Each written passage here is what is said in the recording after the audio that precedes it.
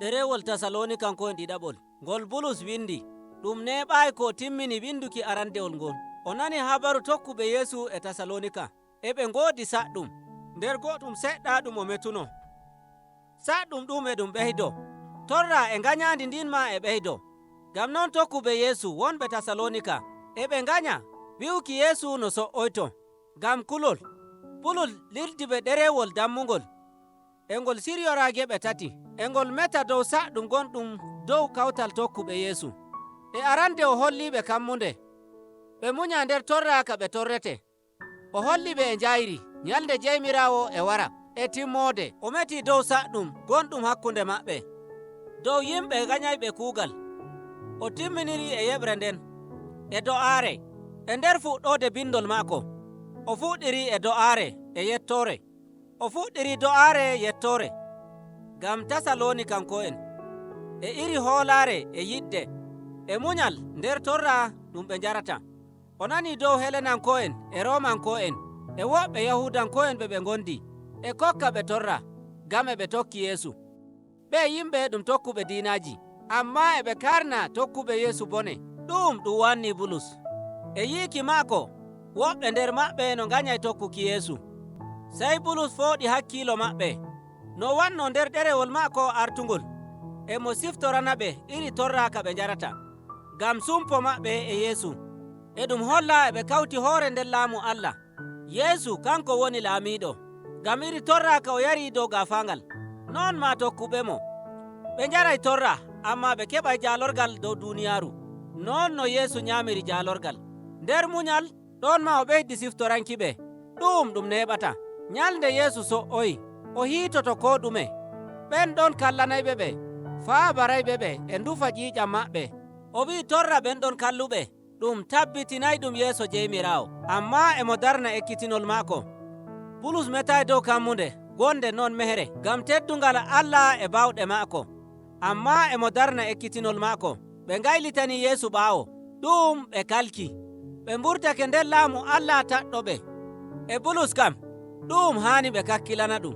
Ɓe kula sendirki e Yeesu, ngam kanko woni yonki e yiɗde ɓe njogo ɗum ɗon ko ɓe mbawata heɓanki hoore maɓɓe. Teddungal ngal Allah hokkata nder Yeesu. O maɓɓiti ɗerewol ngol e do'aare. Allah huutira torra maɓɓe, ɗum mo'ina jikku maɓɓe, ngam yonki maɓɓe teddina inde Yeesu. Bulus nyamri yeeso e metuki dow so'oyaaki Yeesu nder duuniyaaru ndu'u nyande go'o. O waroyay Jeymiraawo, go'oto nder kawtal tokkuɓe Yeesu wonɓe nder Tasalonika, e mo hokka habaru kalluɗum dow inde Bulus, e mo wi'a kiita Allah ɗum tabbitinay hallende yimɓe. Nyalde Jeymiraawo ɗum wonay dow maɓɓe, ɗum bo wari. Faamaaɓe kokki nyalde duuniyaaru timmata, e ɓe kulna kawtal tokkuɓe Yeesu iri hallende e nganyandi ndi ɓe njarata, e ɓe tokka ekkitinol ngo'ol bombingol. Bi'aygol Yeesu so'oyake, o wari bono gujjo nder jemmaare. Ay hamɓe ɓe ɗaldama gaɗa. O yeggitani kawtal tokkuɓe Yeesu yaroɓe bone nder Tasalonika. Boliiɗe ɗe naawi Bulus. Ɓe bonni ekkitinol Bulus ngol o waɗi dow so'oyaaki Yeesu. Kanko o hulnayɓe, amma o waɗi ɓe keɓi kammunde e sembe ɓerɗe, e mo siftorana ɓe ko ɗume no boɗtay nder Yeesu. Sarel ngel o so'oyi, Bulus yahi to maɓɓe, o ekkitini ɓe nder sarel seɗɗa.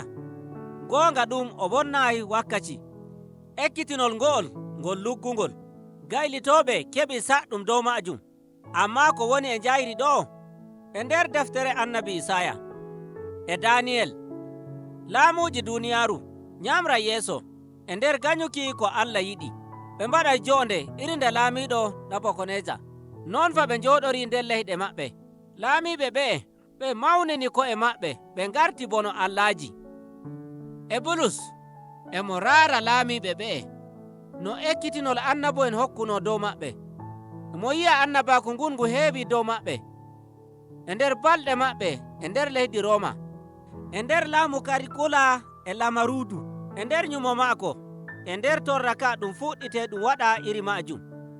Tarihi no holle no yimɓe nganyirta Allah, ɓe tokka bawɗe jinni, ɓe mawnina ko'e maɓɓe, ɓe ummina hakkiilo yimɓe, ɓe kallana yimɓe Allah wonɓe nder duuniyaaru. Ammaa ɗum neɓata. To Yeesu wartoyi, o haɓanayɓe, kuwayɓe iri kuugal kallungal nga'al, o halkayɓe. Ngam non, Bulus e holla ɓe e njayri. Ɗum garayɗum, naa ko neeɓi, naa ɗum mbi'a tan, ammaa ngam ɗum moƴƴina hakkiilo tokkuɓe Yeesu nder Tasaloonika. O siftoraniɓe e ekkitinol Yeesu, ngol Markus windi nder suurawol 13, e ngol wi'a, ɗum e holla en sarel ngel Yeesu wartoyta. O wartoyay e njayri, to koo moye yi'ata. Ɗum ɗalata goɗɗo nder seko ko wannaare. Hakko ma o nyuma o acciraama gaɗa. Ngam non, o timminiri e do'aare. E mo toro Yeesu e nyaako, o waltinana ɓe ɓerɗe, o sembiɗina ɓerɗe maɓɓe. Ɓe njooɗo nder hoolaare, e ɓe tokki laawol Yeesu, ngol Bulus on metata e dow. Ɗum e ɗum fooɗa hakkiilo dow ɓe ngalaa kuugal, jooɗiiɓe jonde mehere.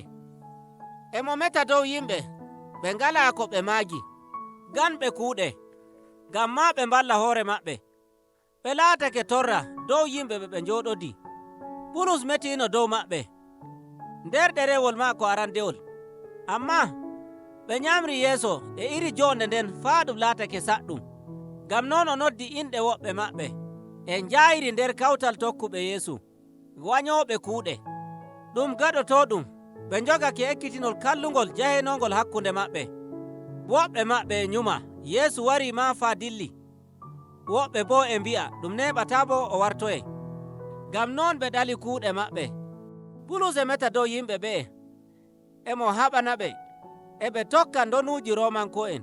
Yimɓe ɓe ngalana wonɓe hakkunde maɓɓe, jahoɓe e toro ngam walleeki, e ɓe tokka gure ɓe ceede. E ɓe mbi'a ɓe seede kokka ɓe non no deftere wi'i. Ɗum waddi saɗɗum ɗuɗɗum.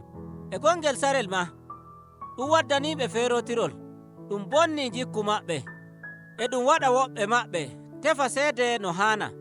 Ɗum woni ko Bulus metata e dow, nde o wi'i, woɓɓe moɗon ali jonde no haani. Ɓe ɗali kuuɗe, ɓe njoofi sana'aaji maɓɓe, e ɓe mbaɗa konduɗe nder haalaaji woɓɓe, e mo noddira ɓe mehere en. Tokkuɗo Yeesu haani tokka jikku Yeesu.